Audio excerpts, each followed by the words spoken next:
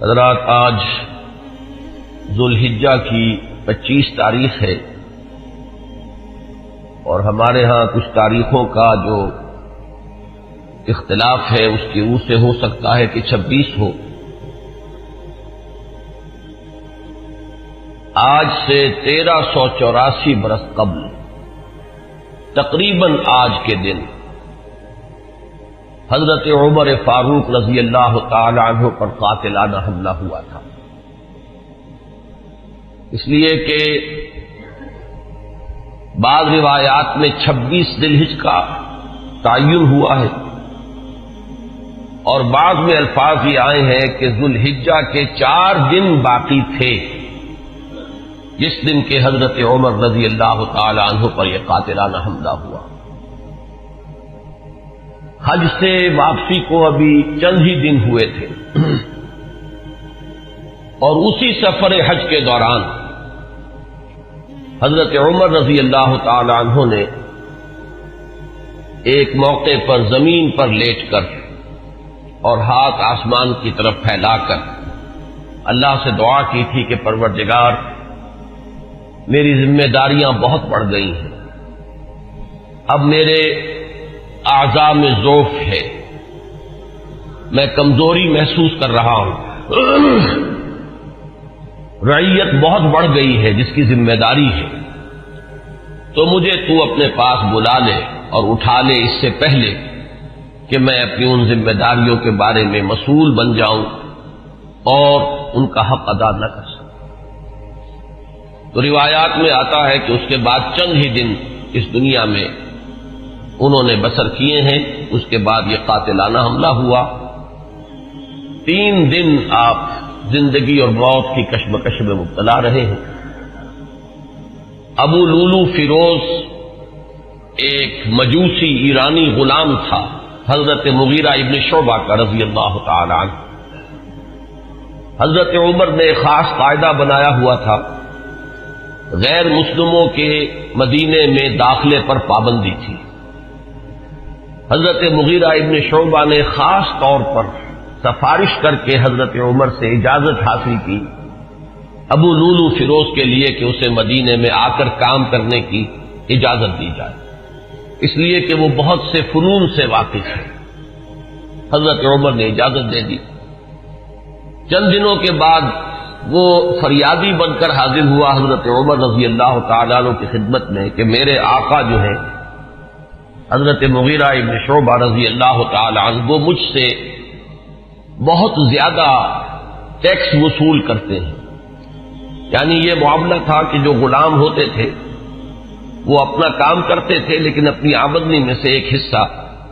وہ اپنے ان آقاؤں کو دیتے تھے کہ جن کی وہ غلامی میں تھے۔ تو حضرت مغیرہ ابن شعبہ نے جو مقدار مقرر کی 2 درہم روزانہ، اس پر اس نے احتجاج کیا کہ یہ بہت زیادہ ہے۔ حضرت عمر رضی اللہ تعالیٰ عنہ نے اس سے سوال کیا کہ تم کیا کیا کام جانتے ہو؟ جب اس نے گنوائے کہ میں یہ کام جانتا ہوں تو حضرت عمر نے فیصلہ کیا کہ پھر یہ 2 درہم روزانہ زیادہ نہیں۔ اس پر وہ بہت غضبناک ہوا۔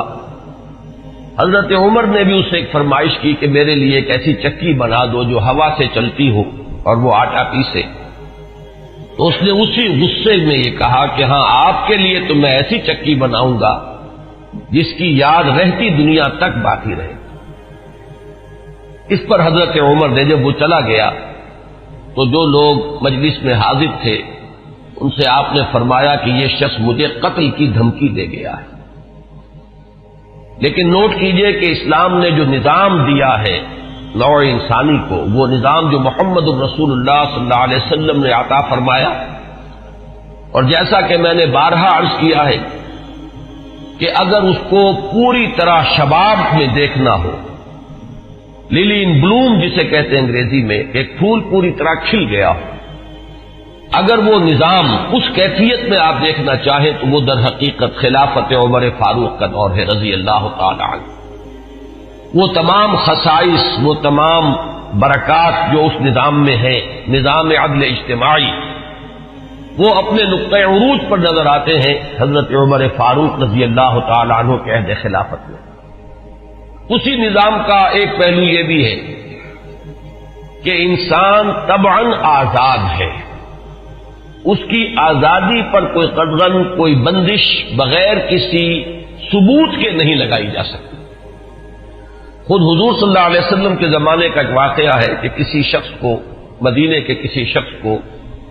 کسی شبہ میں گرفتار کیا گیا۔ حضور خطبہ دے رہے تھے کہ ایک شخص نے کھڑے ہو کر کہا کہ میرے پڑوسی کو کس جرم کی پاداش میں گرفتار کیا گیا۔ حضور نے اعراض فرمایا، اس کی بات کا نوٹس نہیں لیا، دوسری طرف آپ نے رخ کر لیا، وہ ادھر پھر آ گیا، اس نے پھر سوال کیا تو حضور نے فوراً حکم دیا کہ اس کو رہا کر دیا جائے۔ یعنی یہ کہ اگر کوئی ثبوت موجود نہیں ہے تو معلوم ہوا حضور صلی اللہ علیہ وسلم کے اس طرز عمل سے کہ پھر واقعتاً اس کو گرفتار رکھنا، اسیری میں رکھنا، محبوس رکھنا پھر یہ صحیح نہیں ہے، بلکہ اس کو رہا کر دیا جانا چاہیے۔ یہی معاملہ ہمیں نظر آتا ہے اپنی اس آخری تکمیلی شان میں کہ حضرت عمر یقین کے ساتھ یہ بات کہہ رہے ہیں کہ یہ شخص مجھے قتل کی دھمکی دے گیا ہے، اور عمر فاروق رضی اللہ تعالی عنہ کوئی عام انسان نہیں ہے۔ 10 برس سے زائد عرصہ ہو چکا ہے کہ اسلام کی چکی جو چل رہی ہے تو اس کے مرکز جو ہے، اس کے جیسے کہ میں نے مثال دی تھی کہ حضرت علی رضی اللہ تعالی عنہ نے جب ایک موقع پر فارس کے محاذ پر، ایران کے محاذ پر صورتحال کچھ مخدوش ہو گئی تھی تو حضرت عمر نے یہ ارادہ کیا تھا کہ وہ خود محاذ پر جائیں اور مسلمان افواج کی کمان خود کریں، تو حضرت علی نے مخالفت کی تھی اور انہوں نے مشورہ دیا تھا اور یہ الفاظ فرمائے تھے کہ آپ کا اپنی جگہ سے ہل جانا یہ تو پورے اس نظام کے درہم برہم کرنے کا سبب بن سکتا ہے، اور یہی تشبیہ دی تھی کہ چکی اسی وقت تک چلتی ہے جبکہ اس کی وہ کلی اپنی جگہ پر قائم رہے۔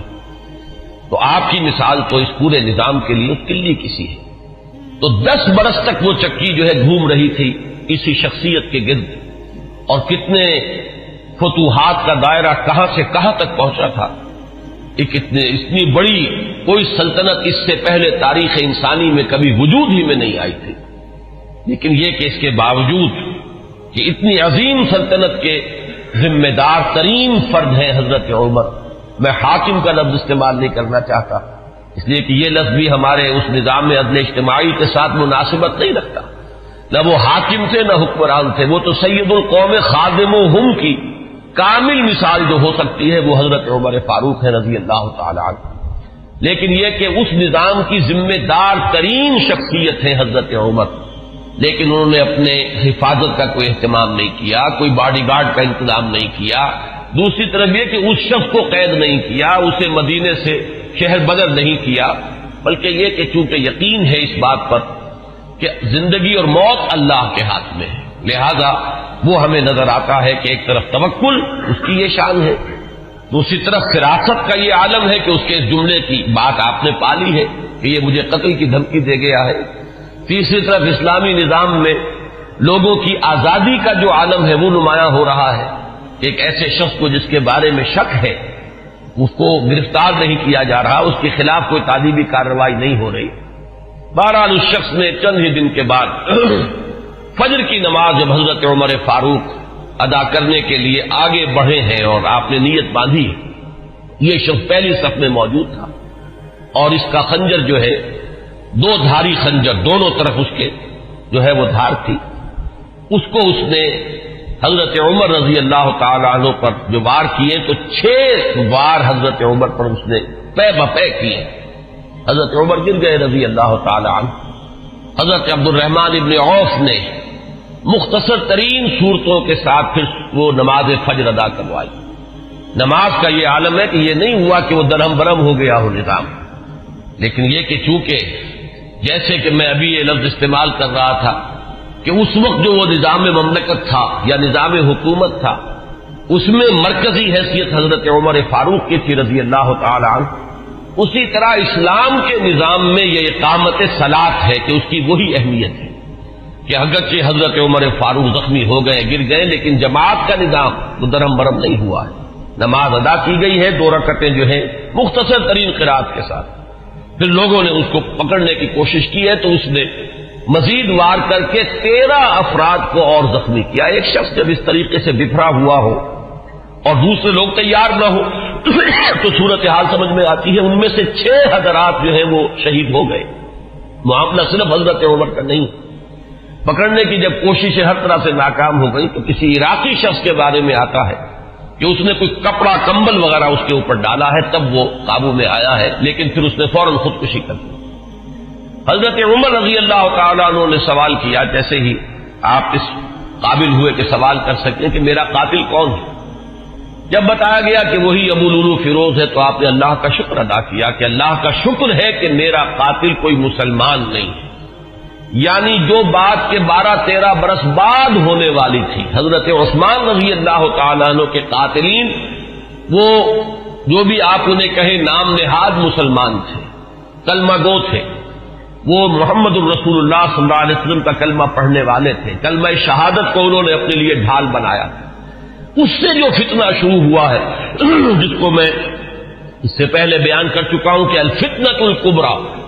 سب سے بڑا فتنہ جو ہے وہ حضرت عثمان رضی اللہ تعالیٰ عنہ کی شہادت سے شروع ہوا ہے۔ اس سے پہلے یہ معاملہ اگرچہ حادثۃ الکبریٰ تو اسے آپ کہہ سکتے ہیں، بہت بڑا حادثہ ہے، لیکن یہ ہے کہ اس سے کسی فتنے کا آغاز نہیں ہوا، بلکہ یہ کہ اس کے بعد بھی وہ چکی اسی طرح چلتی رہی۔ کم و بیش 10 برس ہے حضرت عثمان رضی اللہ تعالیٰ عنہ قید خلافت کے کہ وہ بھی اسی شان کے حامل ہے، وہی یکجہتی ہے، وہی امن و امان ہے، اسی طرح فتوحات کا سلسلہ جاری ہے، انقلاب محمدی علی صاحب الصلاۃ والسلام کا سیلاب جو ہے وہ بڑھ رہا ہے اسی شان سے، جو میں نے بارہا آپ کو سنایا ہے اقبال کا یہ مصرع کہ تھمتا نہ تھا کسی سے سیل رواں ہمارا۔ تو کم و بیش 10 برس اس کے بعد یہ کیفیت طاری رہی ہے، تو اس سے کسی بڑے فتنے کا آغاز نہیں ہوا۔ حضرت عمر رضی اللہ تعالیٰ عنہ پر یہ قاتلانہ حملہ ہوا ہے 26 یا یہ کہ 25، 26، 27 ان میں سے کوئی تاریخ ہوگی، 4 دن بقایا تھے۔ اب اگر 30 کا مہینہ ہو تو اس کی تاریخ اور بن جائے گی، 29 کا ہو تو کچھ بدل جائے گی، تقریباً وہ آج کا دن ہی پڑتا ہے، اور یہ ہے سن 23 ہجری۔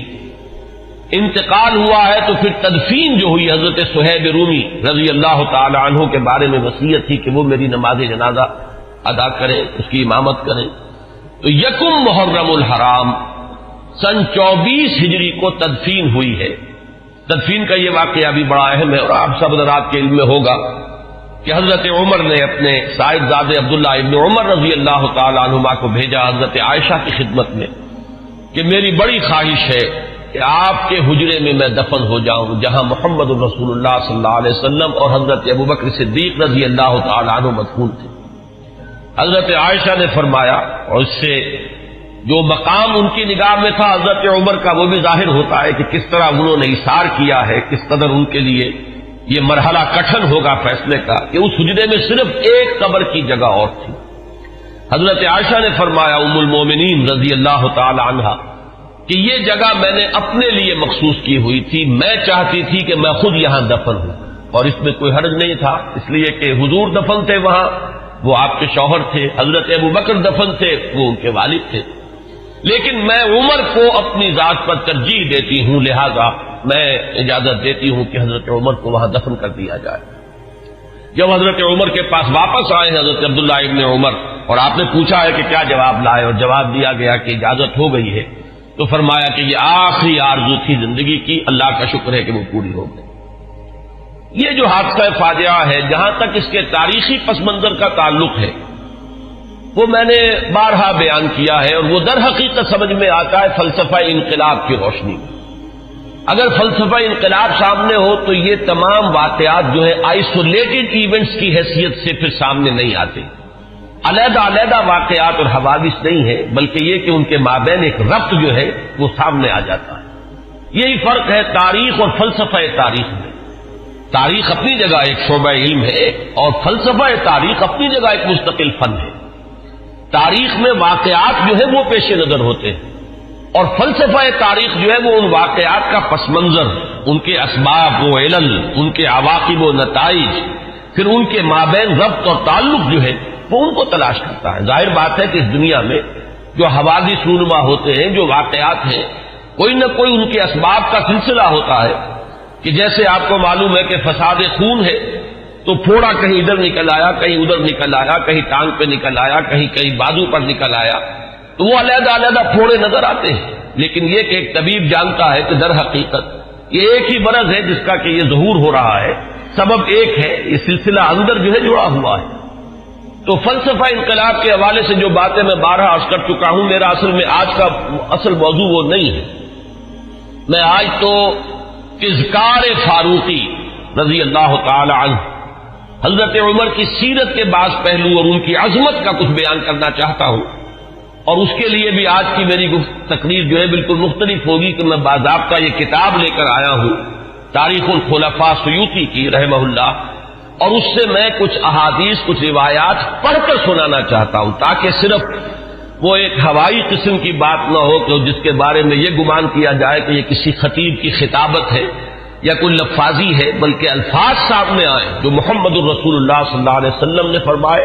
یا جو اور دوسرے صحابہ کرام نے حضرت عمر کی شان میں بیان کیے ہیں. تو میں باضابطہ آج وہ عبارتیں آپ کو پڑھ کر سناؤں گا، لیکن اس وقت میں چند منٹوں میں دہرا دیتا ہوں کہ وہ فلسفہ انقلاب کے حوالے سے بات کیا ہے کہ وہ اگر سامنے ہو تو یہ تمام واقعات جو ہیں بالکل ایک سلسلے کی کڑیاں نظر آئیں. یہ میں نے بار عرض کیا ہے کہ انقلاب جو ہے اس کا خاصہ یہ ہے کہ پہلے وہ کسی ایک ملک میں آتا ہے اور ایک بڑی جان گسل ایک جد و جہد ہے اور بڑی طویل ایک جد و جہد ہے جس کے بعد انقلاب آتا ہے. اس لیے کہ انقلاب کے معنی چہروں یا ہاتھوں کا بدلنا نہیں ہے بلکہ نظام کا بدلنا ہے. نظام جب بدلتا ہے تو جو سابق نظام کے اندر جن لوگوں کے مفادات وابستہ ہوتے ہیں، جن کا ویسٹڈ انٹرسٹ ہوتا ہے، وہ کبھی یہ برداشت نہیں کرتے ایک طبقے کی حیثیت سے کہ ان کے مفادات پر کوئی زد بڑھے. وہ اسٹیٹس کو چاہتے ہیں کہ جیسا ہے ویسا رہے، اس میں کوئی تبدیلی بنیادی طور پر اس نظام میں نہ آئے.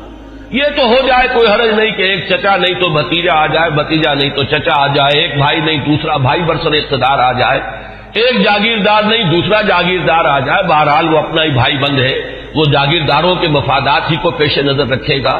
ایک سرمایہ دار نہیں دوسرا سرمایہ دار آ جائے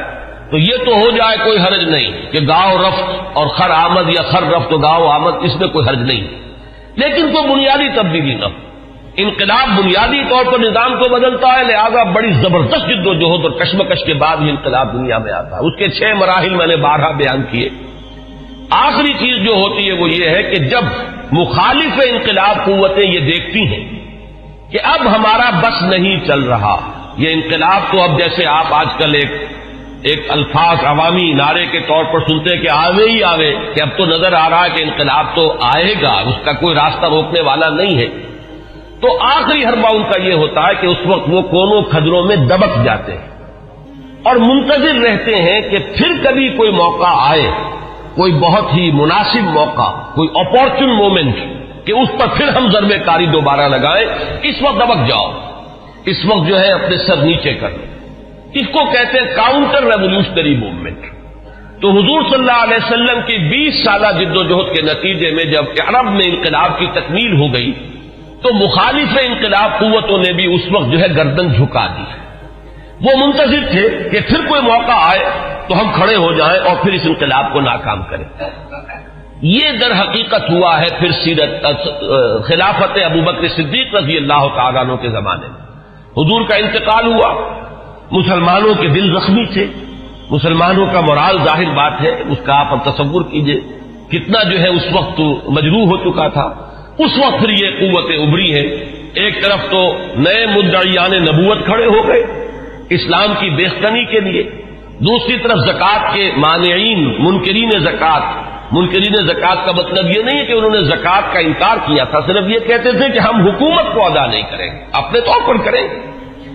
یہ دو قوتیں جو ابھری ہیں دونوں کی دونوں اندرون ملک عرب سے ابھری ہیں، کوئی باہر کی قوت اس میں نہیں تھی بلکہ اندرون ملک عرب، کیونکہ ابھی تک انقلاب کی تکمیل بھی تو عرب ہی کی حد تک ہوئی تھی. تو جو مخالف انقلاب قوتیں وہ بھی وہیں سے ابھری. حضرت ابوبکر صدیق رضی اللہ تعالیٰ عنہ کے مناقب کا یہ بہت اہم باب ہے کہ ایک آئرن ول کے ساتھ، ایک آہنی عزیمت کے ساتھ، بلکہ یوں کہیے کہ کوہ ہمالیہ جیسی عزیمت کے ساتھ انہوں نے مقابلہ کیا اور ان تمام مخالف انقلاب تحریکوں کو اور قوتوں کو کچل کر اور پھر انہوں نے ذمہ داری جو ہے سنبھالی حضرت عمر فاروق کو، اور بہت جلد وہ تو اللہ تعالیٰ کے حضور میں اور محمد الرسول اللہ صلی اللہ علیہ وسلم کی رفاقت کے لیے وہ آخرت میں روانہ ہو گئے۔ اب جو دور آیا ہے جس کا آغاز حضرت ابو بکر کے زمانے میں ہوا تھا، ویسے تو یہ کہ غزوہ تبوک اور غزوہ موتا حضور کی حیات طیبہ میں ہوئے ہیں، لیکن ابھی تک کوئی فتوحات کا دائرہ جو ہے حضور کے زمانے میں نہیں تھا۔ حضرت ابو بکر کے زمانے میں فتوحات کا معاملہ شروع ہوا، شام میں پیش قدمی ہوئی، کچھ عراق کے اندر بھی پیش قدمی ہوئی۔ یہ شام عرب، عراق عرب، اصل میں یہ عرب ہی کے ملک کے حصے ہیں جن پر کے چونکہ زرخیز علاقے تھے تو اس وقت کی دو سپر پاورز نے قبضہ کیا ہوا تھا۔ شام عرب پر قبضہ تھا سلطنت روما کا، اور عراق عرب پر قبضہ تھا سلطنت فارس کا، تو اصل میں تو یہ عرب علاقے تھے۔ بہرحال حضرت ابوبکر صدیق کے زمانے میں فتوحات ہوئی، کچھ شام میں کچھ عراق میں۔ پھر اصل جو فتوحات کا سیلاب تھا وہ حضرت عمر کے زمانے میں آگے آیا ہے، اور اس میں آپ کو معلوم ہے پورا شام فتح ہوا،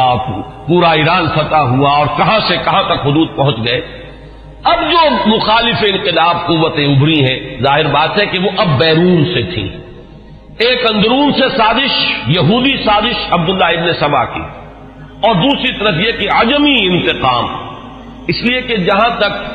تعلق ہے سلطنت روما کا، ایک تو یہ کہ وہ بالکل ختم نہیں ہوئی تھی، ابھی اس کے شمالی افریقہ کے مقبوضات بھی بقایا تھے، ابھی اس کے پاس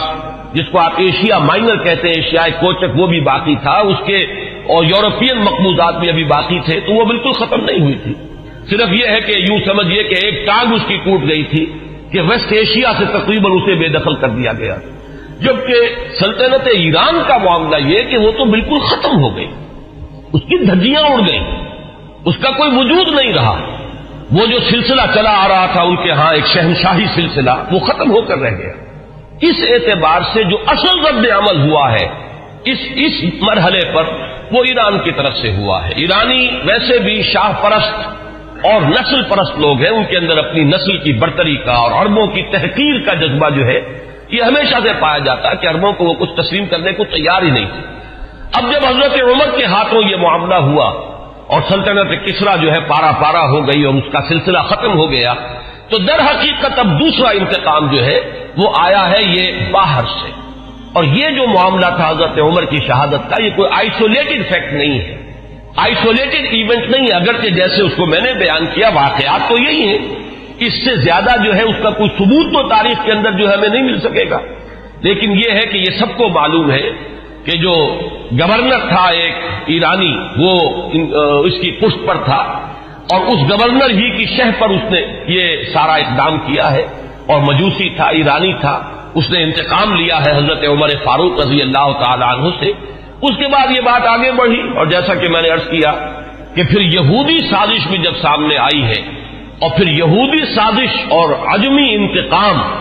یہ دونوں نے مل کر پھر وہ شکل اختیار کی ہے کہ جو الفتنۃ الکبریٰ، حضرت عثمان رضی اللہ تعالیٰ عنہ کی شہادت جس کا نتیجہ نکلی۔ تو اگر اس کو آپ سمجھیں گے تو یہ بالکل سمجھ میں آنے والی بات ہے، یہ کوئی ایسا نہیں ہے کہ کوئی بالکل ہی یعنی انوکھی باتیں ہو، بلکہ یہ سمجھ میں آنے والی باتیں ہیں، تاریخ کے یہ حقائق ہیں، ان اصولوں کو سامنے رکھا جائے تو ہر چیز اپنے صحیح پرسپیکٹو میں نظر آ جاتی۔ لیکن جیسا کہ میں نے عرض کیا، میں آج اس سلسلے میں کچھ زیادہ عرض نہیں کرنا چاہتا، میں یہ چاہتا ہوں کہ حضرت عمر کے مناقب میں آج آپ کو باضابطہ کچھ روایات پڑھ کر سناؤں اور ان کے ترجمے کے حوالے سے بات آپ کے سامنے رکھوں۔ سب سے پہلی بات ان کی شخصیت کے ضمن میں یہ ہے کہ اگرچہ ایک روایت تو یہ بھی ملتی ہے، علامہ ذہبی نے یہ رائے ظاہر کی ہے کہ حضرت عمر جب ایمان لائے ہیں تو ان کی عمر 27 برس تھی رضی اللہ تعالی عنہ، لیکن یہ کہ غالباً انہیں مغالطہ ہوا ہے۔ امام نووی رحمہ اللہ نے جو کچھ لکھا ہے وہ میں پڑھ کر سنا رہا ہوں۔ ولد عمر بعد الفیل ب13 سنہ، حضرت عمر رضی اللہ تعالی عنہ کی ولادت ہوئی ہے عام فیل کے 13 سال بعد۔ یہ آپ کو معلوم ہوگا کہ عام الفیل جو ہے، جس سال کے ابرہہ نے حملہ کیا تھا خانہ کعبہ پر، وہ آیا تھا لے کر مکے پر چڑھائی کے لیے، اپنے ہاتھیوں کے ساتھ اپنا ایک لشکر جرار لے کر آیا تھا، اسی سال حضور کی ولادت باسعادت ہوئی۔ 13 برس بعد حضرت عمر کی ولادت ہے، گویا کہ جب آفتاب نبوت طلوع ہوا ہے، یعنی جب کہ وحی کا آغاز ہوا ہے تو حضرت عمر رضی اللہ تعالیٰ عنہ کی عمر 27 برس تھی، اور چھٹے سال، اس پہ بالکل اتفاق ہے کہ چھٹے سال نبوت میں، یعنی جبکہ حضور صلی اللہ علیہ وسلم کو آغاز وحی کو آپ پر 6 برس ہو چکے تھے، اس سال یہ ایمان لائے، اس میں کسی اختلاف کی گنجائش نہیں ہے، بلکہ یہ کہ حضرت حمزہ رضی اللہ تعالیٰ عنہ کا بھی چونکہ سال ایمان لانے کا سال وہی ہے، لہذا اس میں ذرا سا مجھے آج تحقیق کرنی پڑی تو معلوم ہوا کہ حضرت حمزہ پہلے ایمان لائے ہیں، حضرت عمر بعد میں، فرق جو ہے وہ صرف 3 دن کا ہے، حضرت حمزہ 3 دن قبل ایمان لائے ہیں اور حضرت عمر رضی اللہ تعالی عنہ یہ 3 دن کے بعد ایمان لائے۔ تو جس وقت وہ ایمان لائے ہیں اس کا مطلب یہ ہے کہ 33 برس عمر تھی حضرت عمر رضی اللہ تعالی عنہ کی، اور جب آپ کا انتقال ہوا ہے، شہادت ہوئی ہے، تو 63 برس عمر تھی، اور یہ وہی عمر ہے جس میں کہ حضور صلی اللہ علیہ وسلم کا انتقال ہوا اور حضرت ابوبکر کا انتقال ہوا، یعنی جو قرب اور اعتبارات سے ہے، صاحبین کو، شیخین کو، جو بھی آپ انہیں کہیں، حضرت ابوبکر حضرت عمر رضی اللہ تعالی عنہما، ان دونوں کی جو مشابہتیں حضور کے ساتھ ہیں وہ اس پہلو سے بھی ہیں کہ اس دنیاوی زندگی جو ہے اس کا کی وہی مقدار ہے، اتنے ہی عرصے حضور اس دنیا میں رہے ہیں، اس حیات دنیاوی میں، اور اتنے ہی عرصے حضرت ابوبکر اور حضرت عمر رضی اللہ تعالی عنہما۔ اس کے بعد چند الفاظ جو امام نبوی کے ہیں وہ میں آپ کو پڑھ کر سنا رہا ہوں۔ وَكَانَ مِنْ أَشْرَافِ قُرَيْشِ، قریش کے انتہائی جو باعزت گھرانے ہیں ان میں سے ان کا تعلق ہے، یہ بنو عدی سے تعلق رکھتے تھے، اور 8ویں پشت میں حضور کے ساتھ سلسلہ نسب حضرت عمر فاروق رضی اللہ تعالی عنہ کا مل جاتا ہے۔ وَإِلَيْهِ كَانَتِ السِّفَارَةُ فِي الْجَاهِلِيَّةِ، اب ان کا جو مقام جاہلیت میں تھا، اس میں بھی سمجھیے ایام جاہلیت سے مراد ہے اسلام لانے سے پہلے جو ان کا مقام اپنے اس نظام میں تھا جو قبائلی نظام تھا عرب کے اندر، قریش میں ان کی حیثیت کیا تھی؟ تو وَإِلَيْهِ كَانَتِ السِّفَارَةُ فِي الْجَاهِلِيَّةِ كَانَتْ قُرَيْشُ إِذَا وَقَعَتِ الْحَرْبُ بَيْنَهُمْ أَوْ بَيْنَهُمْ وَبَيْنَ غَيْرِهِمْ بَعَثُوا سَفِيرًا أي رسولا وإذا نافرهم منافر أو فاخرهم مفاخر بعثوه منافرا أو مفاخرا۔ اب یہ قبائلی زندگی کا پورا نقشہ اس عبارت میں آ گیا ہے کہ جہاں کہیں کوئی جنگ ہوتی تھی، جھگڑا ہوتا تھا قریش کا خود اپنے اندر دو گھرانوں کے مابین، یا قریش کا بحیثیت قبیلہ کسی دوسرے قبیلے سے، تو حضرت عمر کو سفیر کی حیثیت سے بھیجا جاتا تھا، یہ ان کا مقام ہے۔ اور اگر کہیں کوئی مفاخرت ہو جاتی تھی، کہیں کسی بڑے شاعر اور خطیب نے کھڑے ہو کر وہ اپنے قبیلے کے جو ہے مفاخر بیان کیے، تو وہاں پر پھر مقابلے کے لیے بھی، اس تفاخر کے لیے بھی حضرت عمر کو بھیجا جاتا تھا۔ تو یہ ان کا مقام اپنی اس زندگی میں تھا۔ یہیں پر نوٹ کر لیجئے کہ حضرت ابوبکر صدیق رضی اللہ تعالیٰ عنہ کے بارے میں بھی میں نے آپ کو بتایا کہ اسلام لانے سے قبل قریش میں ان کا یہ مقام تھا کہ دیت کے فیصلے وہ کرتے تھے۔ قبائلی زندگی میں سب سے زیادہ نازک معاملہ ہوتا ہے مقدمات قتل کا فیصلہ،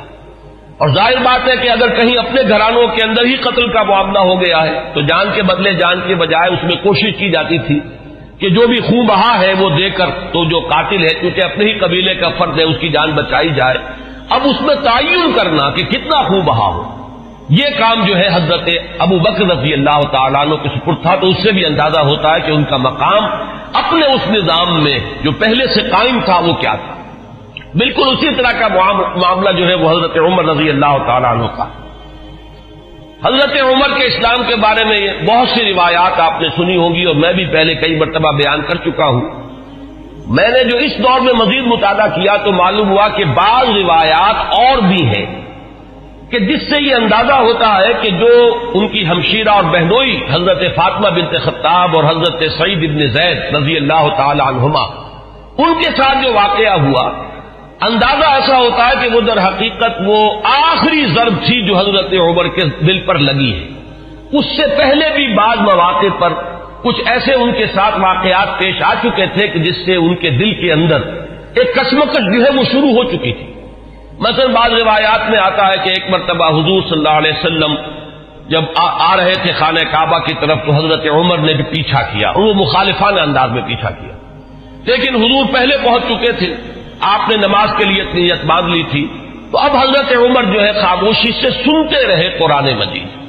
اور اس کا ان کے دل پر ایک اثر ہوا. انہوں نے اپنے دل میں کہا کہ یہ شخص بہت بڑا شاعر ہے. واقعہ یہ کہ یہ کلام جو یہ پڑھ رہا ہے اس وقت یہ تو بہت ہی اعلیٰ کلام ہے, بہت اونچا کلام.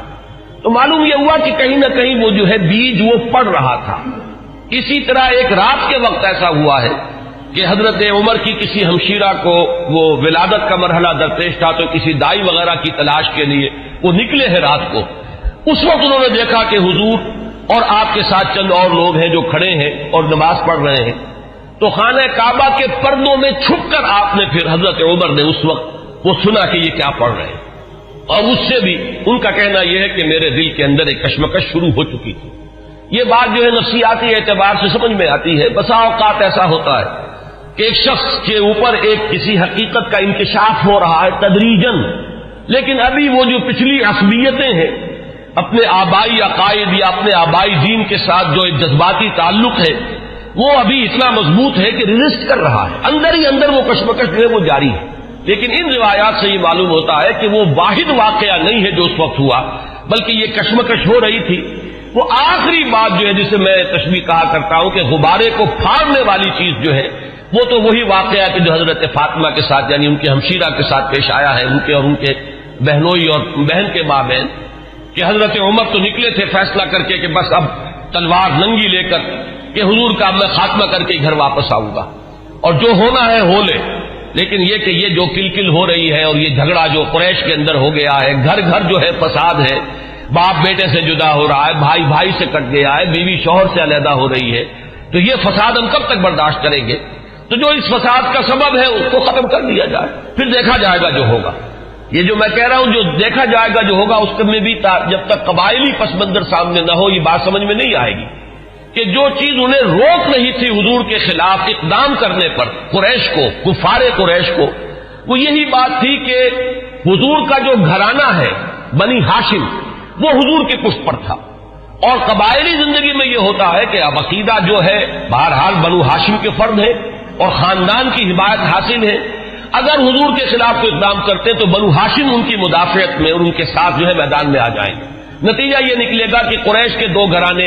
آپس میں ٹکرا جائیں گے یا قریش کے مابین جو ہے ان کے اپنے اندر جو ہے ایک کشمکش شروع ہو جائے گی. اور یہ چیز جو ہے جیسے کہ ایک عام محاورہ بھی ہے کہ house divided amongst itself can not stand. تو ہمیں جو مقام حاصل ہے پورے عرب میں, جو سیادت اور قیادت اور چودراہٹ ہماری چل رہی ہے, اگر ہم آپس میں لڑ پڑے تو پھر وہ ہماری قیادت اور سیادت جو ہے چودراہٹ وہ ختم ہو جائے گی. یہ روک تھا قریش, جو کفار قریش ہیں ان کے راستے میں یہ رکاوٹ تھی کہ حضور کے خلاف کوئی اقدام نہیں کر رہے. بالآخر حضرت عمر نے طے کیا اب جو ہو سو ہو, اب تو میں یہ کام کر کے رہوں گا. اس وقت وہ چلے ہیں, لیکن یہ کہ درمیان میں بعض روایات میں نام آتا حضرت حذیفہ رضی اللہ تعالی عنہ, اور غالباً یہ ابو سفیان کے بیٹے ہیں جو ایمان لا چکے تھے. حضرت عمر کو معلوم نہیں تھا. انہوں نے جب دیکھا کہ تیور جو ہے بہت ہی اس وقت عمر کے بدلے ہوئے ہیں, پوچھا کیا معاملہ ہے؟ کہ میں جا رہا ہوں کہ آج تو بس فیصلہ چکا کے آؤں گا اور محمد کو میں قتل کر دوں گا صلی اللہ علیہ وسلم. انہوں نے بڑی حکمت سے کام لے کر رخ موڑ دیا کہ تم پہلے اپنے گھر کی خبر تو لو, تمہاری بہن اور تمہارے بہنوں ایمان لا چکے. اب جو جلال کا عالم ہوا ہوگا عمر کا رضی اللہ تعالیٰ عنہ, اس کا آپ اندازہ کیجئے جس قدر غضبناک ہو کر وہ گئے ہیں. اور دروازہ جو ہے وہ دھڑدھڑایا تو وہ اندر اس وقت جو ہے حضرت خباب بن الارت آئے ہوئے تھے رضی اللہ تعالیٰ عنہ, اور وہ انہیں سورہ طٰہٰ ابھی نازل ہوئی تھی تو میاں بیوی جو ہے حضرت سعید ابن زید اور فاطمہ بنت خطاب جو ان کی زوجہ ہے حضرت سعید کی, انہیں وہ سورہ طٰہٰ پڑھا رہے تھے. تو اسی میں یہ پہنچ گیا, اندازہ ہو گیا عمر ہے. تو انہوں نے چھپایا حضرت خباب کو تو کہ ان کے تو آتے ہی شاید تھر ہی قلم کر دے. میں تو پھر بھی بہن ہوں اور یہ شوہر جو ہے نہ صرف یہ کہ بہنوئی ہے بلکہ چچا زاد بھائی ہے. اس لیے کہ حضرت عمر کے والد خطاب اور دادا نفیل ہی کے بیٹے تھے حضرت زید. میں حضرت اس لیے کہہ رہا ہوں اگرچہ وہ حضور پر وحی کے آغاز سے پہلے جو ہے ان کا انتقال ہو گیا, لیکن موحد کامل تھے وہ, اور ان کے بیٹے حضرت سعید. تو یہ چچا زاد بھائی ہیں آپس میں, تو چچا زاد بھائی بھی ہے بہنوئی بھی ہے, تو کچھ نہ کچھ پاس تو کرے گا. لیکن یہ کہ خباب بن الارت رضی اللہ تعالی عنہ اس کا تو جو ہے سر قلم کر دیتے حضرت عمر. لیکن یہ کہ بہرحال اس کے بعد جو واقعہ وہ آپ نے اکثر نے سنا ہوگا, مارنا شروع کیا, بہنوئی کو مارا, لہو لہان کر دیا. بہن آئی ہے درمیان میں اس کے ایک تھپڑ زور کا مارا ہے کہ پورا چہرہ جو ہے وہ خون سے آلودہ ہو گیا. اس حالت میں انہوں نے پھر جو ایک عزیمت کا اظہار کیا ہے کہ عمر چاہے تم ہمیں جان سے مار دو، لیکن یہ کہ اب یہ دین جو ہم نے اختیار کیا ہے، جس حق کا دامن ہم نے تھاما ہے، اب ہم اسے اپنے ہاتھ سے دینے کے لیے تیار نہیں. اس وقت اصل میں وہ آخری ضرب جس کو میں کہتا ہوں، وہ آخری ضرب اس وقت لگی ہے حضرت عمر کے دل پر، اور انہوں نے پھر یہ پوچھا کہ کیا پڑھ رہے تھے، مجھے بتاؤ تم وہ کلام کون سا ہے. اب حضرت فاطمہ کی جرأت دیکھیے رضی اللہ تعالی عنہ، ان کا کہ نہیں تم نجس ہو، مشرک ہو، پہلے تم پاک ہو تب. لا یمسہ الا المطہرون، ان روایات میں یہ الفاظ آئے ہیں کہ استدلال کیا ہے اسی آیت سے حضرت فاطمہ نے کہ یہ کلام وہ کلام ہے سورہ واقعہ میں جو آیات آئی ہیں کہ انہ لقرآن کریم فی کتاب مکنون لا یمسہ الا المطہرون، اسے ہاتھ نہیں لگا سکتے. تو وہ صحیفے تھے اور آگ سے تھے کچھ جن پر لکھی ہوئی تھی سورہ طٰہٰ. انہوں نے غسل کیا اور پھر وہ جیسے جیسے پڑھتے گئے معلوم ہوا کہ وہ حجابات جو رہے سہے تھے وہ بھی اترتے چلے گئے، تانا بانا جو ہے دل دھلتا چلا گیا. اور وہ پھر اس کے بعد حاضر ہوئے ہیں تو دروازے پر بیت ارقم میں جہاں حضور اس وقت مقیم تھے، دروازے پر حضرت حمزہ کا نام بھی آتا ہے کہ حضرت حمزہ بھی وہاں پہرے پر تھے جبکہ حضرت عمر پہنچے ہیں. لیکن یہ کہ پھر وہ ایمان لائے. تو یہ واقعہ جو ہے اور حضرت عمر کے مزاج کے بارے میں، یہ صدیقین اور شہداء اور ان کے خاص مزاج، یہ میں تفصیلاً پہلے بیان کر چکا ہوں، اس لیے اسے نہیں دہرا رہا.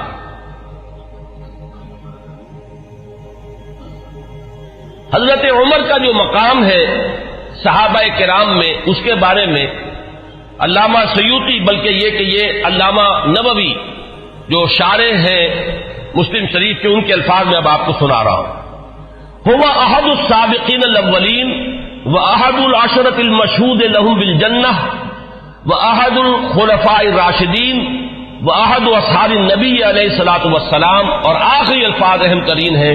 واحد کبار علماء الصحابۃ والزہادہم. باقی چیزیں تو آپ کے علم میں ہیں، سابقون الاولون میں سے ہیں. اکثر کا اتفاق یہ ہے کہ حضرت عمر جس وقت ایمان لائے ہیں تو لگ بھگ 40 افراد اس وقت تک ایمان لا چکے تھے، لیکن بہرحال یہ سابقون الاولین میں ان کا شمار ہے. پھر یہ کہ 10 جن کے بارے میں کہ حضور نے صراحت کے ساتھ جنت کی بشارت دی ہے اس دنیا ہی میں، جنہیں ہم کہتے ہیں عشرہ مبشرہ، ان میں سے ایک ہے. پھر خلفائے راشدین میں ان کا شمار ہے بالاتفاق. اب اہل تشیع کا معاملہ میں اسے خارج کر رہا ہوں، لیکن یہ کہ اہل سنت کے نزدیک. پھر یہ کہ حضور صلی اللہ علیہ وسلم کے ساتھ جو رشتہ ہے، حضرت حفصہ رضی اللہ تعالی عنہا ام المومنین، یہ ان کی صاحبزادی ہیں. آخری الفاظ ان کی طرف میں نے توجہ دلائی وہ کیا ہے کہ احد و کبار علماء صحابت والزہاد. دونوں اعتبارات سے کہ وہ صحابہ کرام میں جو مختلف اوصاف کے اعتبار سے تقسیم کی جاتی ہے، مثلا بعض فقہائے صحابہ، علماء صحابہ، وہ صحابہ کے جن کو علم سے، تفقہ سے، قرآن اور سنت کے گہرے فہم سے خصوصی مناسبت تھی، تو حضرت عمر رضی اللہ تعالی عنہ کا شمار بھی انہی میں سے ہے. اور زہادہم، سب سے زیادہ جو زاہد، زہد میں جن کا کہ یوں سمجھیے کہ آخری درجہ ہے، انتہائی سادگی سے زندگی بسر کرنا اور پیون لگے ہوئے کپڑے پہننا. حضور صلی اللہ علیہ وسلم کا نقشہ جو ہے، جو مدنی زندگی میں ہمیں نظر آتا ہے، ابتدائی مکی دور جو ہے اس میں تو حضور صلی اللہ علیہ وسلم کے لیے خاصی آسائشیں تھی اللہ تعالیٰ نے جو پیدا کر دی تھی، اس لیے کہ حضرت خدیجہ رضی اللہ تعالیٰ عنہ سے شادی کے بعد سہولتیں تھیں، اس لیے کہ وہ بہت دولت مند مالدار خاتون تھی. لیکن مدنی دور میں جو اصل آپ کی یوں سمجھیے کہ دنیاوی، اگر اسے لفظ اقتدار سے ہم موسوم کریں تو دنیاوی اقتدار کا دور جو ہے آپ کا، وہ تو مدنی دور ہے. اگر دنیا کے اعتبار سے اصطلاح کا استعمال کیا جائے، اگرچہ حضور صلی اللہ علیہ وسلم کے یہ لفظ مجھے موضوع معلوم نہیں ہوتا، لیکن اس وقت جو آپ نے فقر اختیاری جو ہے، جو اس کا ہمیں سیرت مطہرہ کے اندر جو ہے مظاہرہ ملتا ہے کہ آپ نے اپنے اختیار سے فقر اور درویشی کی زندگی اختیار کی. اس میں بتمام و کمال حضرت عمر فاروق اور حضرت ابوبکر صدیق رضی اللہ تعالی عنہما، یہ دونوں بھی بالکل عکس کامل نظر آتے ہیں حضور صلی اللہ علیہ وسلم کے اس زہد کا. تو وہ صحابہ کرام میں سے علماء اور فقہاء میں بھی چوٹی کے جو ہے ان میں ان کا شمار ہے. حضرت علی ان میں ہے، حضرت عائشہ ان میں ہے، مختلف جو ہے یہ حضرات ہیں، ان میں حضرت عمر ہے. پھر زہاد میں بھی جو سب سے زیادہ فقراء صحابہ کا جو نقشہ تھا، حضرت عمر نے اپنے اختیار سے وہی نقشہ اپنی زندگی میں اختیار کیا۔ کل 539 احادیث ہیں جو حضرت عمر سے بروی، لیکن جو خاص بات نوٹ کرنے کی ہے کہ ان سے جو اجلہ صحابہ ہیں، جلیل القدر صحابہ، حضرت عثمان نے ان سے روایت کی، حضرت علی نے ان سے روایت کی، حضرت طلحہ نے ان سے روایت کی، سعد بن ابی وقاص نے ان سے روایت کی، عبد الرحمن بن عوف ان سے روایت کرنے والے ہیں، ابن مسعود، حضرت ابو ذر، عمرو بن عبسہ اور ان کے بیٹے خود حضرت عمر کے صاحبزادے عبداللہ، ابن عباس، ابن زبیر، انس، ابو ہریرہ اور عمرو بن العاص، ابو موسیٰ اشعری، یہ صحابہ کرام ہیں جنہوں نے حضرت عمر سے روایت کی۔ بات سمجھ لیجئے کہ ظاہر بات ہے کہ حضور کی صحبت میں ہر وقت تمام صحابہ تو نہیں رہتے تھے۔ اب ایک وقت میں حضرت عمر ہے اور حضرت عمر نے حضور سے کوئی بات سنی ہے، باقی صحابہ اس وقت موجود نہیں ہے، تو صحابہ بھی ایک دوسرے سے روایت کرتے ہیں۔ یہ نہیں ہے کہ صحابی سے صرف تابعی روایت کرے گا،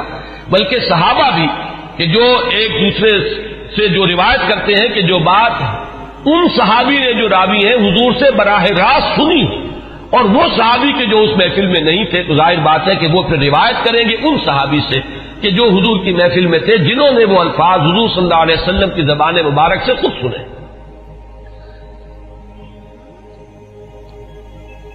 دو روایات اب میں آپ کو سنا رہا ہوں حضرت عمر کے اسلام کے ضمن میں جو حضور کی دعا منقول ہے۔ ایک دعا جو ہے اس میں مشہور ہے، عام طور پر حضرت عمر کے موضوع پر، سیرت کے موضوع پر جو تقریریں آپ نے سنی ہوں گی ان میں آپ کی سننے میں آئی ہوگی، ایک دوسری ہے وہ بھی میں چاہتا ہوں کہ آج آپ سن لیں۔ پہلی روایت امام ترمذی رحمۃ اللہ علیہ لائے ہے اور اس کے راوی حضرت عبداللہ ابن عمر ہے رضی اللہ تعالی عنہما، ان النبی علیہ الصلوۃ والسلام قال، حضور صلی اللہ علیہ وسلم نے فرمایا، اللہم اعز الاسلام باحب هذین الرجلین الیک، بعمر بن الخطاب او بابی جہل بن ہشام۔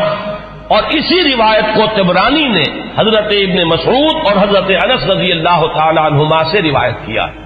گویا کہ یہ تین روایتیں ہیں، لیکن یہ کہ سند کے اعتبار سے جو حضرت امام ترمذی کی روایت ہے وہ چونکہ اونچی ہے لہذا متن اس کا دیا ہے، باقی یہ روایت جو ہے طبرانی لائے ہے حضرت عبداللہ ابن مسعود سے اور حضرت انس سے رضی اللہ تعالی عنہما کہ اے اللہ ان دو اشخاص میں سے جو تجھے محبوب ہو اس کے اسلام کے ذریعے سے اسلام کو عزت عطا فرما۔ کون ہے وہ دو اشخاص؟ حضرت عمر رضی اللہ تعالی عنہ، عمر بن الخطاب اور عمرو ابن ہشام۔ ابو جہل اس کی اصل میں کنیت ہے، نام اس کا عمرو تھا، یہ عمر ہے وہ عمرو ہے۔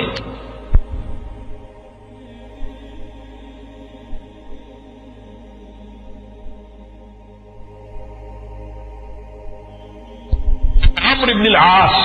واو آئے گا اس میں لیکن وہ عمرو نہیں ہے بلکہ عمرو ہے، عمرو ابن العاص، یہ عمرو ابن ہشام تھا۔ میں اس سے پہلے بیان کر چکا ہوں کہ حضور نے ان دونوں کو کیوں سامنے رکھا، یہ ذہن میں رکھیے، اس کو میں اس وقت یہاں بیان نہیں کروں گا کہ شخصی اوصاف کے اعتبار سے شجاعت، بہادری، جس چیز کو تسلیم کر لے پھر اس کے لیے گردن کٹوانے کے لیے تیار ہو جانا۔ ایک وہ لوگ ہوتے ہیں جو حقیقت کو تسلیم بھی کر لیتے ہیں لیکن یہ کہ پھر بھی وہ آگے نہیں بڑھتے، پیچھے ہی رہتے، بچ بچ کر چلتے ہیں اور وہ اپنا دامن جو ہے بچا کر جو ہے کسی چیز کا ساتھ بھی دیتے ہیں اور تحفظات کے ساتھ دیتے ہیں۔ ایک وہ لوگ ہوتے ہیں جو بات قبول کر لے پھر ہر کے بعد آباد، اب گردن بھی کٹوا دیں گے، جان دے دیں گے۔ ان اعتبارات سے مشابہت ہے حضرت عمر کی شخصیت میں اور ابو جہل کی شخصیت میں۔ اس نے بھی گردن کٹوا دی بالفعل اپنے اس دین باطل کے لیے، اور اس کی جو وہ کیفیت ہے وہ بارہا میرے بیان میں آپ سن چکے ہیں کہ جب گردن کاٹی جا رہی تھی تب بھی اس نے یہ کہا تھا کہ میری ذرا نیچے سے گردن کاٹنا تاکہ جب اس کو اب تم رکھو چڑھاؤ کسی نیزے کے اوپر تو اونچی نظر آئے، معلوم ہو کسی سردار کی گردن۔ تو یہ مزاج حضرت عمر کا بھی اسلام لانے سے پہلے مزاج یہی تھا، پہلوان آدمی تھے، تو کاش کے میلوں میں شہزوری کا مظاہرہ کیا کرتے تھے، کشتیاں کیا کرتے تھے۔ اور یہ امتزاج جو حضرت علی رضی اللہ تعالیٰ عنہ میں ہمیں نظر آتا ہے کہ وہ شجاع بھی تھے اور بہت بڑے عالم بھی تھے، یہی امتزاج حضرت عمر کی شخصیت میں، انتہائی شجاع، بہادر، میدان کے مرد، کشتیاں لڑنے والے، مقابلہ کرنے والے، اور پھر یہ کہ بہت بڑے ماہر انصاب، یہ بہت بڑا علم تھا اس وقت، بہت بڑے ناقد اور جو اشعار کے محاسن ہیں ان کو پرکھنے والے، اس کے بارے میں رائے دینے والے، اور فقہا میں تو پھر جو ان کا مقام ہے وہ آپ کو معلوم ہی ہے کہ یہ صلاحیتیں بھی تمام و کمال کہ علمی اور ذہنی صلاحیتیں بھی، اور پھر عملی جو ہے معاملہ وہ تو ازل من الشمس ہے ہی۔ تو اس اعتبار سے ابو جہل ایک پہلو سے مشابہ تھا، اگر وہ بھی ایمان لے آتا۔ اور سورہ علق جو ہے قرآن مجید کے 30ویں پارے میں، جس میں شروع میں 5 آیتیں وہ ہے کہ جو تقریباً اجماع ہے کہ وہ اولین وحی ہے جو حضور پر ہوئی ہے، اس میں جس شخص کا ذکر ہے وہ یہی ابو جہل ہے کہ اگر یہ شخص ایمان لے آتا تو کیا ہوتا۔ ارأیت ان کذب وتولی الم یعلم بان اللہ یری، یہ شخص جو ہے جو حضور صلی اللہ علیہ وسلم کی مخالفت میں قبر بستا ہے، اگر یہی شخص کہیں اسلام لے آتا تو واقعہ یہ کہ محمد ثانی ہوتا، پھر حضرت عمر رضی اللہ تعالیٰ عنہ کے انداز کی اس کی شخصیت بھی ہوتی۔ تو یہ روایت جو ہے یہ تو بارہا آپ نے سنی ہوگی۔ اب ایک اور روایت میں آپ کو سنا رہا ہوں، اس کو امام حاکم نے حضرت عبداللہ ابن عباس رضی اللہ تعالیٰ عنہما سے روایت کیا ہے، اور اس کو امام طبرانی بھی لائے ہیں اپنی اوسط میں، تو وہ لائے ہیں حضرت ابو بکر سے روایت کر کے، اور اپنی کبیر جو ہے معجم الکبیر اس میں یہ حدیث ثوبان کی حیثیت سے آئی ہے۔ اس کے الفاظ سنیے، عن ابن عباس رضی اللہ تعالی عنہما ان النبی صلی اللہ علیہ وسلم قال اللہم اعز الاسلام بعمر بن الخطاب خاصۃ۔ اس روایت میں ابو جہل کا نام نہیں ہے، بلکہ خاص طور پر گویا کہ حضرت عمر ہی کے لیے حضور صلی اللہ علیہ وسلم دعا فرمائی اور اللہ تعالیٰ نے قبول فرمائی۔ اسی لیے ہمارے ہاں علماء حضرت عمر کے لیے لفظ استعمال کیا کرتے مراد رسول، کہ جن کے لیے خاص طور پر حضور صلی اللہ علیہ وسلم نے دعا کی ہے اور اللہ تعالیٰ نے آپ کی دعا کو شرف قبول عطا فرمایا ہے، اور حضرت عمر بن الخطاب کو ایمان کی توفیق عطا فرمائی۔ اب میں آپ کو کچھ تو وہ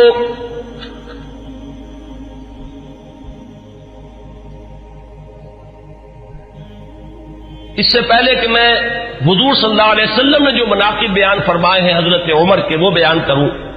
چند اقوال بعض صحابہ کے۔ اخرج ابن سعد عن ذکوان قال قلت لعائشہ من سمى عمر الفاروق قالت النبی صلی اللہ علیہ وسلم۔ یہ ابن سعد طبقات ابن سعد کی روایت ہے ذکوان سے، وہ کہتے ہیں کہ میں نے حضرت عائشہ ام المومنین عائشہ صدیقہ رضی اللہ تعالی عنہ سے سوال کیا، یہ لفظ فاروق حضرت عمر کے نام کا جز کیسے بن گیا، کس نے نام رکھا فاروق حضرت عمر کا؟ حضرت عائشہ نے فرمایا خود حضور نے صلی اللہ علیہ وسلم۔ اس کی وجہ کیا ہے اگلے اقوال میں وہ آ جائے گی کہ جب حضرت عمر ایمان لائے ہیں تو پہلا شخص جس نے اپنے ایمان کا برملا اعلان کیا ہے اور جا کے نماز پڑھی ہے خانہ کعبہ میں کھلم کھلا، وہ حضرت عمر ہے۔ گویا کہ انہوں نے حق و باطل کے مابین ایک حد فصل قائم کر دی، یا یوں کہیے کہ 2 ادوار ہیں مکی دور میں، ان 2 ادوار میں حد فاصل ہے، فرق کر دینے والے حضرت عمر ہے۔ باقی بات صحابہ کے اقوال میں آپ کو اور سنا رہا ہوں تاکہ ان کی بھی آپ کے سامنے جو کنٹینٹ ہے واضح ہو جائے۔ واخرج ابن ماجہ والحاکم عن ابن عباس رضی اللہ عنہما، امام ابن ماجہ یہ تو آپ کو معلوم ہے کہ صحاح ستہ میں شامل ہے،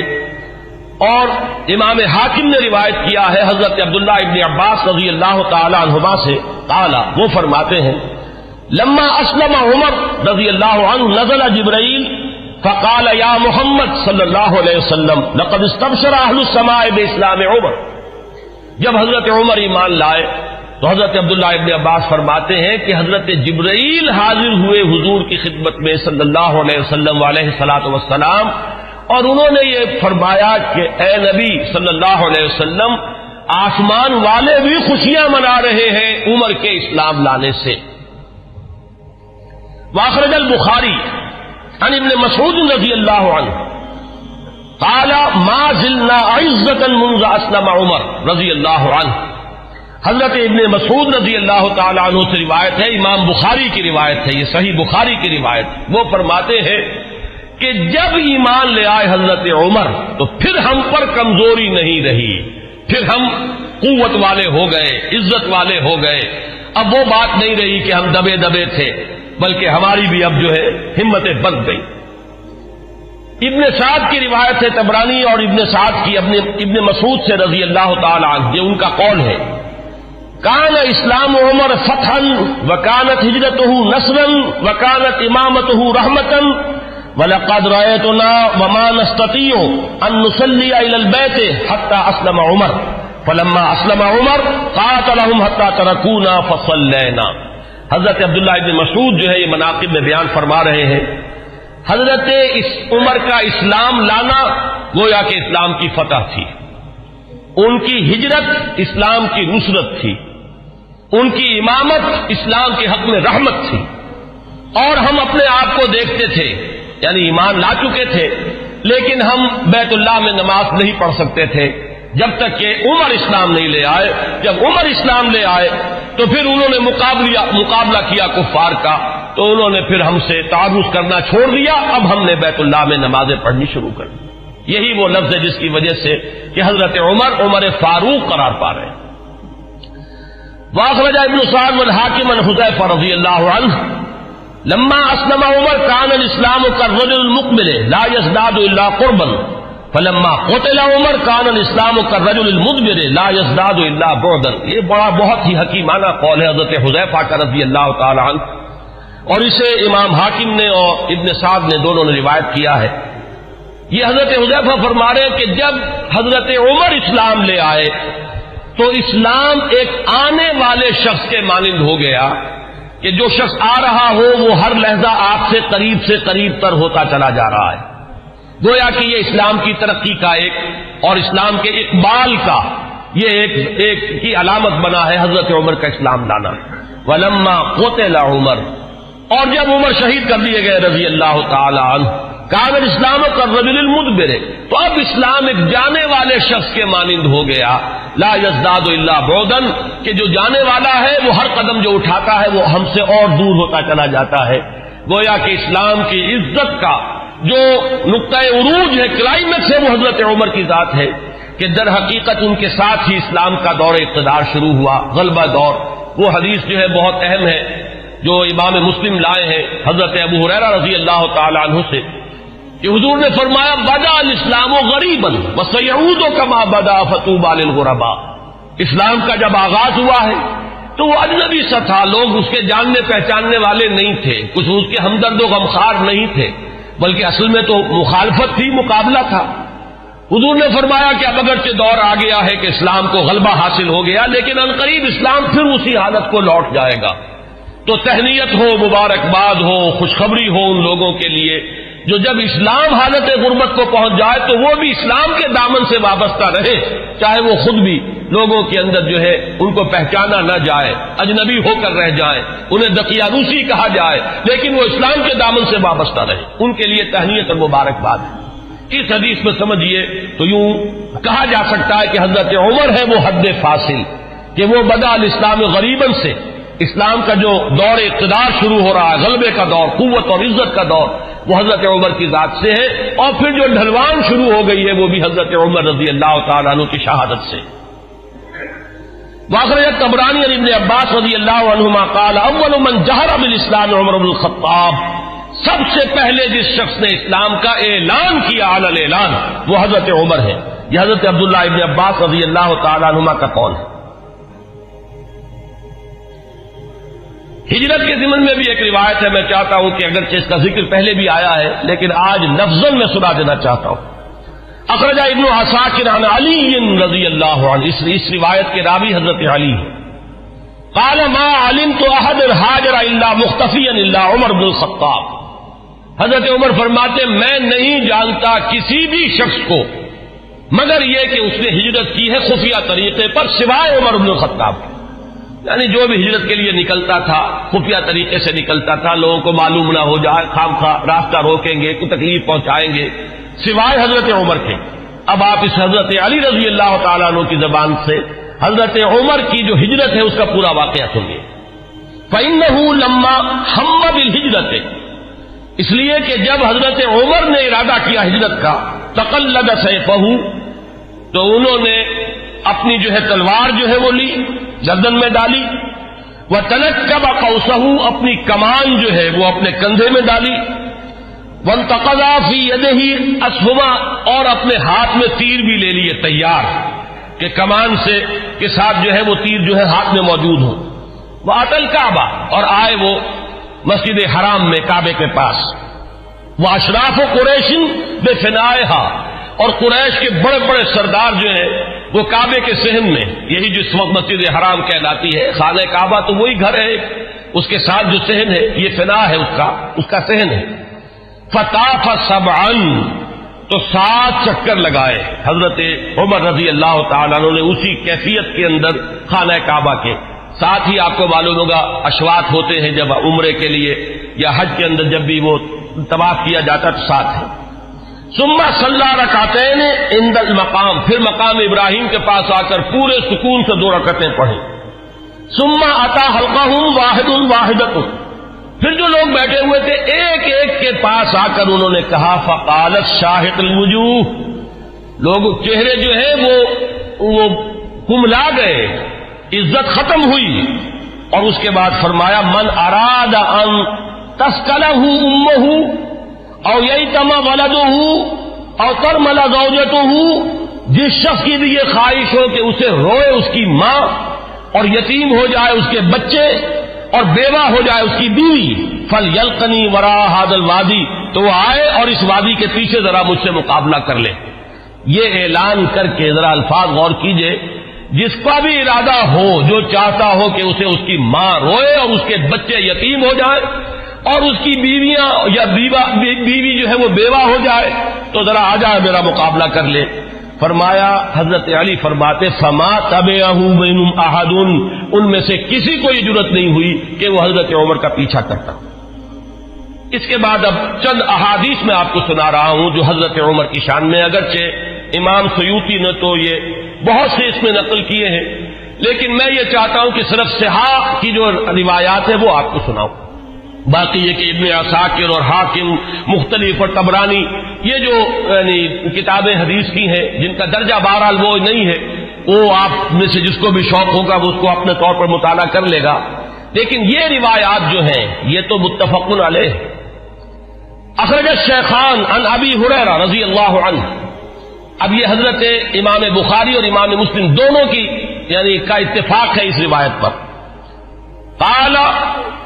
حضرت ابو ہریرہ فرماتے ہیں قال النبی علیہ الصلوۃ والسلام، حضور صلی اللہ علیہ وسلم نے فرمایا بین انا نائم، کہ اسی اثناء میں کہ میں سویا ہوا تھا، رأیتنی فی الجنہ، میں نے اپنے آپ کو جنت میں پایا، یہ خواب کا ذکر فرما رہے ہیں حضور۔ فإذا امرأة تتوضأ إلى جانب قصر، تو میں نے دیکھا کہ ایک عورت، ایک خاتون ہے، ایک بہت بڑا قصر ہے، محل ہے، اس کے ساتھ کوئی لان ہوگا، پائن باغ ہوگا، اس میں وہ وضو کر رہی ہیں۔ قلت لمن هذا القصر، میں نے پوچھا، فرشتوں سے پوچھا ہوگا آپ نے، کس کا ہے یہ محل؟ قالوا لعمر، تو مجھے بتایا گیا کہ یہ عمر کا محل ہے۔ فذکرت غیرتک، اب یہ بات بھی حضور فرما رہے حضرت عمر سے کہ عمر اس وقت مجھے تمہاری غیرت کا احساس ہوا، کہ گویا کہ وہ تمہاری زوجہ ہیں جنت میں جن کو میں نے دیکھا، تو مجھے اندازہ ہوا تمہاری تو بڑی غیرت ہے تمہاری طبیعت میں کہ میں نے تمہاری بیوی کو دیکھا اس وقت، تو حضرت فوليت مدبرا، تو میں تمہاری غیرت کا خیال کر کے فوراً وہاں سے پلٹ گیا، ہٹ گیا۔ فبکا عمر، حضرت عمر اس پر رو پڑے، وقال علیک غار یا رسول اللہ، تو انہوں نے فرمایا کہ حضور کیا میں آپ سے غیرت کروں گا؟ کیا اس کا کوئی امکان ہے کہ میری غیرت جو ہے وہ آپ کے معاملے کے اندر اس طریقے سے جاگے؟ بہرحال اس حدیث نے حضرت عمر کا جو مقام ہے اس کو واضح کیا۔ پھر سنیے، اخرج الشیخان عن ابن عمر ان رسول اللہ صلی اللہ علیہ وسلم قال، یہ بھی متفق علیہ روایت ہے، حضور نے فرمایا بینا انا نائم شربت، میں ایک سویا ہوا تھا، خواب ہی میں نے پیا، یعنی اللبن، کیا پیا؟ دودھ پیا، حتی انظر الری یجری من اصفاری، اتنا پیا کہ وہ جو اس کے تر و تازگی اس سے پیدا ہوئی، میں نے محسوس کیا کہ اس کا اثر میرے ناخونوں تک پہنچ گیا، وہ تازگی جو ہے یا وہ قوت جو حاصل ہوئی اس سے وہ میرے ناخونوں سے ٹپک رہی ہے، بہہ رہی ہے۔ ثم ناولتہ عمر، پھر میں نے وہ پیالہ جو ہے وہ عمر کو دے دیا۔ قالوا فما اولتہ یا رسول اللہ، صحابہ نے پوچھا حضور آپ نے اس خواب کی کیا تعبیر کی؟ قال العلم، حضور نے فرمایا وہ پیالہ وہ علم کا پیالہ ہے جس سے میں نے سیر ہو کر پیا، اور پھر میں نے وہ پیالہ عمر کے حوالے کر دیا اور اس نے اس سے پیا۔ پھر سنیے تیسری حدیث، اخرجہ الشیخان، پھر اس حدیث کے راوی بھی دونوں ہیں امام بخاری امام مسلم، عن ابی سعید الخدری رضی اللہ عنہ حضرت ابو سعید خدری فرماتے ہیں قال سمعت النبی صلی اللہ علیہ وسلم، حضور صلی اللہ علیہ وسلم سے میں نے خود سنا، یقول و یہ فرماتے ہوئے بین انا نائم رأیت الناس عرضوا علی وعلیہم قمص،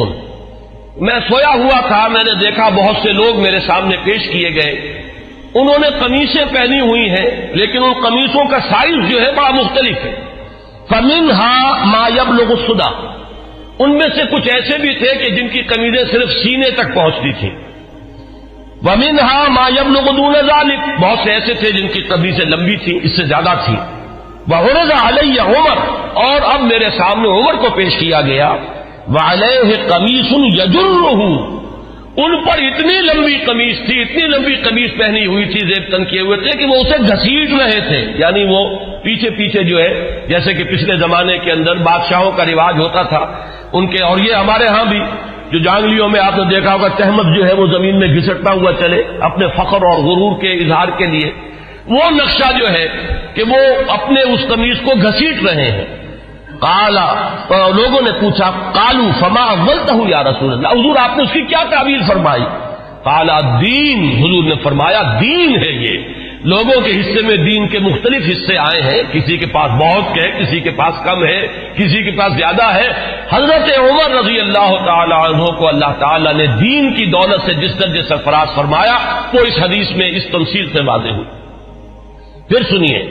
یہ بھی پھر متفق علیہ روایت ہے، یہ میں چاہتا ہوں کہ آپ حضرات کے سامنے یہ چیزیں آئیں تو اس پوری سند کے ساتھ آئیں، کس درجے کی یہ روایات ہے، یہ کہانیاں نہیں ہیں، یہ صرف زور خطابت نہیں ہے کہ جو لوگ اپنے انداز کے اندر آپ حضرات کے سامنے بیان کرتے ہو، بلکہ یہ کہ یہ حقائق ہیں وہ کہ جو ہمارے ہاں مستند ترین، اب ظاہر بات ہے کہ قرآن کے بعد مستند ترین ہمارے ہاں تو یہی دو کتابیں ہیں، صحیحین، صحیح بخاری اور صحیح مسلم، اس میں کسی کو بھی اہل سنت میں کسی شک و شبے کی گنجائش نہیں، اور ان کی یہ متفق علیہ روایات ہے۔ اس کے راوی حضرت سعد بن ابی وقاص رضی اللہ تعالی عنہ قال قال النبی علیہ الصلوۃ والسلام یا ابن الخطاب، حضرت سعد بن ابی وقاص فرماتے ہیں کہ حضور صلی اللہ علیہ وسلم نے فرمایا، اے خطاب کے بیٹے رضی اللہ عنہ، والذی نفسی بیدہ ما لقیک الشیطان سالکا فجا قط الا سلک فجا غیر فجک، اے خطاب کے بیٹے میں یہ دیکھتا ہوں کہ جس راستے سے تو چل رہا ہوتا ہے شیطان جو ہے اس راستے سے کنی کترا کر کسی اور گھاٹی میں سے نکل جاتا ہے، یعنی وہ آمنا سامنا کرنے کی قوت نہیں رکھتا ہے عمر تمہارے ساتھ۔ اب روایت جو ہے یہ صرف بخاری کی ہے، متفق علیہ نہیں، لیکن اصح الکتب بعد کتاب اللہ تو یہ صحیح بخاری ہے۔ عن ابی ہریرہ قال النبی علیہ الصلوۃ والسلام لقد كان فيما قبلكم من الامم ناس محدثون فإن يكن في امتي احد فإنه عمر، حضرت حضور صلی اللہ علیہ وسلم کا فرمان کیا ہے؟ حضرت ابو ہریرہ راوی ہے کہ حضور نے فرمایا کہ تم سے پہلی جتنی امتیں گزری ہیں، جتنے رسولوں کو اللہ تعالیٰ نے امتیں عطا فرمائی، ان میں محدث ہوتے تھے۔ محدث وہ ہے، اس کو میں نے پہلے بھی کبھی عرض کیا تھا کہ یہ لفظ جو ہے زبر اور زیر کے فرق سے بہت اس کے اندر معنی کا جو ہے فرق واقع ہو جاتا ہے۔ محدث یہ تو ہمارے ہاں محدثین کرام، امام بخاری، حدیث نبوی کے ماہرین عالمین، وہ ہے محدثین، اور محدث وہ شخص ہوتا ہے جس سے اللہ کلام کرے، جسے اللہ کی طرف سے الہام ہوتا ہو، وہ محدث ہے۔ حضور نے فرمایا کہ تم سے پہلے جتنی امتیں بھی گزری ہیں ان میں محدث ہوتے تھے، میری امت میں اگر کوئی محدث ہے تو وہ عمر ہے رضی اللہ تعالی عنہ۔ اس کا ایک بڑا گہرا تعلق ہے کہ کتنی چیزیں، کتنے معاملات ہیں، اگرچہ میں نے نشان تو اور بہت سی روایات کے اوپر بھی لگائے ہوئے ہیں، لیکن میں سمجھتا ہوں کہ میں اسی پر اکتفا کروں۔ البتہ ایک چیز جو ہے حضرت عمر رضی اللہ تعالی عنہ کے مناقب میں جو اہم ترین ہے، وہ میں چاہتا ہوں کہ ذرا چند منٹ اور لے کر آپ کے سامنے بیان کر دوں، اور وہ اسی سے کہ محدث اس شخص کو کہتے ہیں جس سے اللہ ہم کلام ہوتا ہو، جس پر الہام ہوتا ہو، جس کا ملائے اعلیٰ کے ساتھ اتنا گہرا روحانی تعلق ہو، جس کی ذہنی مناسبت ہو کہ جو بات جو ہے دین میں ابھی آئی نہیں ہے وہ بھی حضرت عمر رضی اللہ تعالیٰ عنہ کے مزاج کی مناسبت سے ان پر منکشف ہو جاتی تھی۔ چنانچہ آپ نے خطبوں میں، ہمارے ہاں اہل سنت کے خطبوں میں جب مختلف نام لیے جاتے ہیں خلفائے راشدین کے تو ہر ایک کی شان میں کچھ الفاظ بارہا آپ نے سنے ہوں گے. چنانچہ حضرت ابوبکر کے بارے میں الفاظ آتے ہیں کہ تمام لوگوں میں انبیاء کے بعد بالاتفاق جو افضل ترین انسان ہے وہ حضرت ابوبکر ہیں. حضرت عمر کے بارے میں الفاظ آتے ہیں الذی کان رأیہ موافقا بالوحی والکتاب، عمر بن الخطاب رضی اللہ عنہ. اس میں چونکہ کچھ قافیہ بھی ملانے کی جن حضرات نے بھی یہ خطبہ مرتب کیا ہے تو عربی زبان میں چونکہ اس کی بھی ایک اہمیت ہے، صوتی آہنگ ہوتا ہے، تو کچھ قافیے بھی ملائے گئے ہیں. جامع آیات القرآن عثمان ابن عفان رضی اللہ تعالی عنہ. اس طریقے سے تو حضرت عمر کے بارے میں یہ الفاظ آپ نے بہت سنے ہوں گے کہ الذی کان رأیہ موافقا بالوحی والکتاب، وہ شخص کہ جس کی رائے وحی اور کتاب کے موافق تھی. میں نے ایک مرتبہ یہ عرض کیا تھا اور آج پھر جسارت کر رہا ہوں کہ غیر شعوری طور پر ان الفاظ نے حضرت عمر کا درجہ گھٹا دیا ہے، اس لیے کہ یہ شان تو ہر صحابی کی ہے. ہو ہی نہیں سکتا کہ وحی اور کتاب کے موافق ان کی رائے نہ ہو. جب وحی اور کتاب آ گئی تو اب کسی صحابی کی یہ شان ہے ہی نہیں. جیسے کہ قرآن مجید میں فرمایا گیا کہ ما کان لمؤمن ولا مؤمنۃ اذا قضى الله امرا ان يكون لهم الخيرة في امره. جب اللہ اور اس کے رسول کی طرف سے کوئی فیصلہ صادر کر دیا جائے پھر کسی مومن اور مومنہ کے لیے یہ ممکن ہی نہیں ہے کہ اس کے بعد بھی وہ کوئی اپنا اختیار سمجھے اور اپنی کوئی رائے علیحدہ رکھے. تو اس حد تک تو حضرت عمر کی بات بھی اگر ہے تو وہ تو تمام صحابہ کے ساتھ ہے. اصل شان تو یہ ہے کہ الذی کان الوحی والکتاب موافقا برائیہ. حضرت عمر کی شان یہ ہے کہ وحی اور کتاب نازل ہوئی ہے ان کی رائے کی موافقت میں. ایک رائے ان کی طرف سے پہلے آئی ہے اور کلام اللہ میں وہ حکم اس کے مطابق نازل ہو گیا ہے. ظاہر بات ہے کہ اس کا سبب نزول یہ نہیں ہے کہ حضرت عمر نے یہ فرمایا معاذ اللہ، لیکن یہ کہ وہ موافقت نزول سے قبل کی مناسبت، وہ ذہنی اور باطنی اور روحانی اور قلبی جو مناسبت حضرت عمر کو حاصل تھی اس حقیقت کے ساتھ، اس کی وجہ سے جو بات آپ کے ذہن میں آتی تھی اسی کے مطابق قرآن مجید میں پھر حکم نازل ہو جاتا تھا. امام عبداللہ شیبانی نے 21 اس کی مثالیں دی ہیں جس کو کہ یہاں اس وقت جو ہے میں ظاہر بات ہے کہ نقل نہیں کر سکتا. ان میں سے 5-6 جو بہت اہم ہیں وہ میں گنوا رہا ہوں. سب سے پہلی بات یہ کہ حضرت عمر نے یہ فرمایا تھا، عرض کیا تھا حضور صلی اللہ علیہ وسلم سے لَاتَّخَذْنَا مِن مقام ابراہیم مصلی، حضور کیا ہی اچھا ہو اگر ہم مقام ابراہیم کو اپنی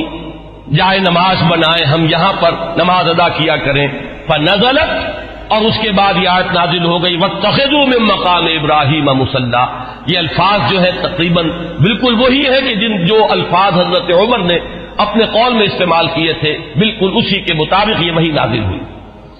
اسی طرح دوسری بات حضرت عمر ہیں جنہوں نے حضور صلی اللہ علیہ وسلم سے فرمایا، عرض کیا تھا یا رسول اللہ يدخل على نسائك البر والفاجر فلو امرتهن ان يحتجبن، کہ حضور آپ کے گھروں میں مومن بھی آتے ہیں، منافق بھی آ جاتے ہیں، نیک بھی آتے ہیں اور فاسق قسم کے لوگ بھی آ جاتے ہیں، تو کیا ہی اچھا ہو اگر آپ اپنی ازواج کو پردے کا حکم دیں. فنزلت آیت الحجاب، اس کے بعد جو ہے وہ حجاب والی آیت نازل ہو گئی. نمبر 3 واجتمع نساء النبی علیہ الصلوۃ والسلام فی الغیرہ. قلت، حضرت عمر یہ فرماتے ہیں کہ جب حضور صلی اللہ علیہ وسلم کے ازواج مطہرات نے وہ ایکا کر لیا تھا، یہ واقعہ ہے جو آتا ہے سیرت میں، حضور صلی اللہ علیہ وسلم سے نان نفقے کے مطالبے کے لیے کہ کچھ ہمارا بھی جو ہے روزینہ بڑھا دیا جائے، کچھ ہمارے لیے بھی وسعت ہو جانی چاہیے. جیسے حضرت فاطمہ حاضر ہوئی تھی حضور کی خدمت میں کہ اب تو عام لوگوں کے گھروں کے اندر جو ہے بڑی خوشحالی ہے تو مجھے بھی کوئی کنیز یا غلام عنایت ہو جائے. اسی طرح ازواج مطہرات کا معاملہ ہے، انہوں نے بھی اسی دلیل سے کہ اب تو عام لوگوں کے گھروں کے اندر بڑی خوشحالی ہو گئی ہے تو کچھ نہ کچھ ہمیں بھی وسعت اور کشادگی کا انتظام کر دیا جائے. تو جب یہ معاملہ ہوا تو حضرت عمر نے یہ کہا تھا، جو الفاظ فرمائے تھے اس کے مطابق وہ آیت نازل ہوئی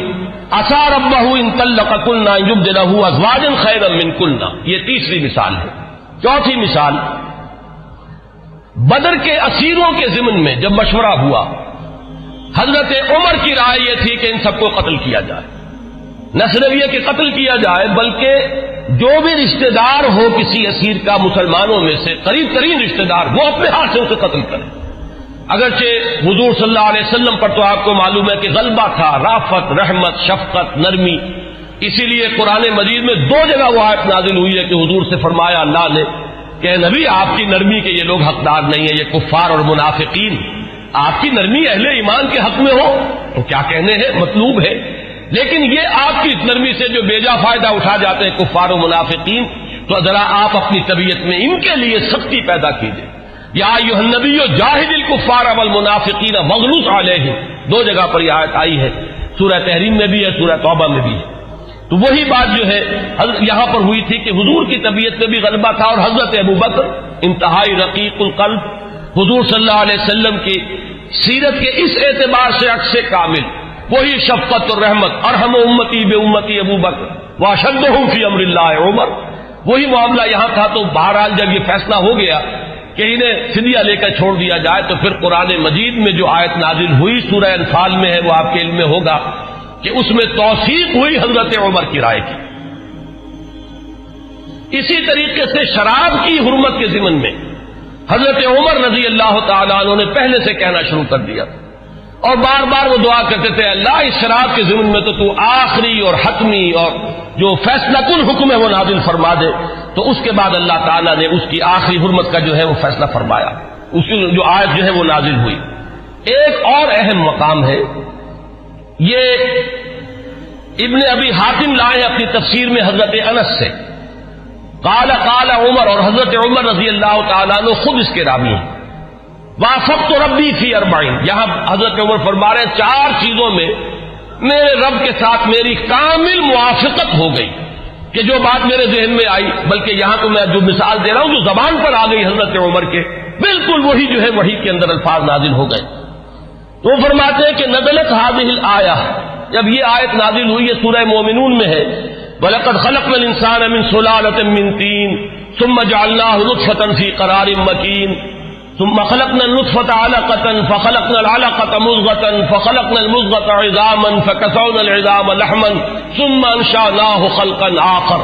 جب یہ آیات نازل ہوئیں تو میری زبان پر فوراً الفاظ جاری ہو گئے فتبارک اللہ احسن الخالقین، اور بین ہی یہی الفاظ بعد میں قرآن مجید میں بھی وحی کے ذریعے سے نازل ہو گئے۔ یہ میں نے صرف آپ کو 6 مثالیں سنائی ہیں، 21 مثالیں ہیں اس طرح کی کہ جو عبداللہ شیبانی رحمہ اللہ نے اپنی کتاب میں جو ہے اس کو درج کیا ہے کہ بالکل ذہن یوں سمجھیے کہ ایک ذہن ہے، ایک مزاج ہے، ہم آہنگی ہے، حقیقت تک اتنی رسائی ہو چکی ہے، اتنا قرب ہو چکا ہے کہ بالکل سوچ وہی ہے، بلکہ یہ کہ نزول کے بعد تو ظاہر بات ہے کہ ہر صحابی کی وہی سوچ ہوتی تھی، لیکن یہ ہے کہ پہلے سے ذہن کا اس درجے ہم آہنگی اختیار کر لینا، یہ حضرت عمر رضی اللہ تعالیٰ عنہ کے مناقب میں سے یہ بھی ایک بہت اہم پہلو ہے۔ آج اسی پر اتفاق کر رہا ہوں۔ آئندہ کے بارے میں میرا ایک خیال ہے، جمعے کی ان تقاریر کے ضمن میں ایک رہتا ہے مسئلہ کہ اب کس موضوع کو اختیار کیا جائے۔ میرا ارادہ یہ ہے کہ آئندہ سے جو سب سے اہم اور بنیادی موضوع ہے ہمارے دین کا، ایمان اور اس کی حقیقت اور اس کے لوازم اور اس کے تقاضے، اور اس میں بڑی اہم بحثیں ہیں کہ ایمان کا عمل سے کوئی تعلق ہے یا نہیں، اور ہے تو کیا ہے، ایمان کا لازمی نتیجہ جہاد ہے یا نہیں، وہ اس کے لیے کیا دلیل ہے، ایمان کا مادہ کیا ہے، اس کے لفظی معنی کیا ہے۔ میں انشاءاللہ تعالیٰ ایک سلسلہ تقاریر اس موضوع پر شروع کروں گا تاکہ جو بنیادی ہمارے دینی تصورات ہیں ان میں اگر کہیں کوئی کمی ہے تو وہ اللہ تعالیٰ اس کے ذریعے سے پوری کر دے، اور پھر ہمارے اندر وہ جذبہ ابھرے کہ جو ایمان کے اصل تقاضے ہیں ان کو ہم ادا کرنے کے لیے کمر بستہ ہو جائیں۔ اقول قولی ھذا واستغفر اللہ لی ولکم ولسائر المسلمین والمسلمات۔